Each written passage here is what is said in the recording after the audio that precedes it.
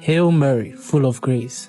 Hail Mary, full of grace, I just fell with an incredible pace for this angel with a mesmerizing face. I mean, I'm not Einstein, yet she makes me miss mathematics.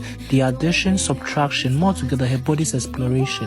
Hail Mary, full of grace, I just fell with an incredible pace. For I've lost the race, and in her do I always want to hurry. I really want to make her legs multiply, dividing her panties. I want to subtract her clothes and fill her holes. As subtle and steadfast as the sun's early rising is, so is my desire to make her breathless. She knows this and she seems to want this. Get me my pan. I'm yearning for some omelets. Tonight I shall fry her eggs, for this is my culinary dialect. I might sound frivolous, you need to hear her, you need to see her, just miraculous. I might be turning into a sinner, but I'm definitely turning her after dinner. Hail Mary, full of grace, I come before you with this face. Lambent Studios, Kings of Poetry.